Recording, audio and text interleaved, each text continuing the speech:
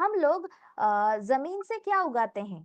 सीधा रोटी कोई उगाता है या उससे मोस्टली गेहूं या अनाज आप उगाते हो?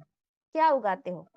कोई बता सकता है? हम लोग क्या उगाते हैं? रोटी चावल सीधा उगाते हैं या अनाज और गेहूं के दानों को उगाते हैं? गेहूं को दानों को उगाते हैं, राइट? कौन गेहूं को कच्चा खा जाता है? कौन कच्चा खाता है? Any guesses? चलिए, ये सवाल पूछने भी लायक नहीं है, तो चलिए कोई नहीं खाता। ऑफ कोर्स मैं मजाक कर रही थी। एनिमल्स के अलावा हम इंसानों का शरीर बिल्कुल नहीं खाता, ठीक है? एनिमल्स खाते हैं, हम भी एनिमल्स हैं, लेकिन कच्चा नहीं खाते because of industry, sorry, evolutionary trends, ठीक है? उसके बारे में किसी दूसरे दिन गहराई से बात करेंगे। हम में से कोई नहीं खाता। तो हम गेहूं से बने हुए रोटी को खाते हैं। तो चलिए, basic, I am not a cooking expert, ठीक है? मैं कोई कुकिंग की महारथी नहीं हूँ, ना ही कोई मिशलिन स्टार शेफ हूँ। बस बेसिक आइडिया है जो मैं आप सभी के साथ शेयर करती हूँ। गेहूं के दानों को सबसे पहले तरासा जाता है, हार्वेस्ट किया जाता है, फिर उसको पीसा जाता है एक मिक्सर या ग्राइंडर के माध्यम से। उसी पीसे हुए गेहूं के दाने या आटे से अलग किया जाता है उनके छिलकों को एक छन्नी या अंग्रेजी में बोला जाए सीवर के माध्यम से। छने हुए आटे को पानी और नमक के साथ गूंद के आटे का डो बनाते हैं। उससे छोटी छोटी लोइयों को बेलन के साथ बेल के गरम गरम तवे आग के माध्यम से सेकते हैं। बनते हैं गर्मा गर्म रोटियां, आप खाते हो। यही ऑन एन एवरेज बेसिक है। थोड़ा बहुत ऊपर नीचे हो सकता है। एक ग्राइंडर या मिक्सर की जरूरत होती है, एक छन्नी या सीवर की जरूरत होती है, पानी की जरूरत होती है, नमक की जरूरत होती है, आग की जरूरत होती है, बेलन की जरूरत होती है, तवे की जरूरत होती है। बेसिक। उसके बिना मेरी रोटियां नहीं बन पाएगी। हाँ, आजकल रेडी टू मेक जो मशीन्स आ गई हैं, उनके अंदर भी ये थोड़े थोड़े इसके कन्वर्टेबल वर्जन्स मौजूद होते हैं, वरना नहीं बन पाती है, ठीक है?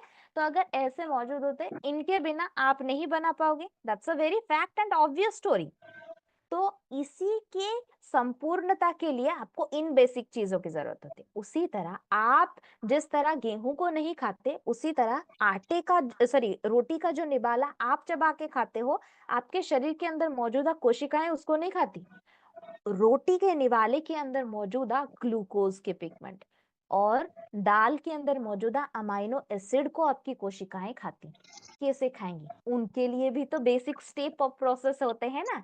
उसी को ग्लाइकोलिसिस के माध्यम से वो पचाती है और उसी से निकलता है बेसिक उनका ग्लूकोज का पिगमेंट, और उसी को ऑब्जर्व करके वो शरीर का संगठन और ऊर्जा तय करती है। उसके लिए जो बेसिक सोर्सेस ऑफ इक्विपमेंट्स चाहिए होती हैं, उनको बोला जाता है अत्यावश्यक विटामिन्स और कुछ चुनिंदा मिनरल्स, जिनके बिना ये पूरा अंदरूनी साइकिल, पाचन तंत्र का क्रिया समापन नहीं हो पाएगा। एक एग्जांपल देती हूँ, ग्लाइकोलिसिस का चक्र, जो रोटी के निवाले से कार्बोहाइड्रेट से ग्लूकोज तक का सफर तय करती है। तभी जाके आपका रोटी का निवाला शरीर से ऊर्जा प्रदान करता है।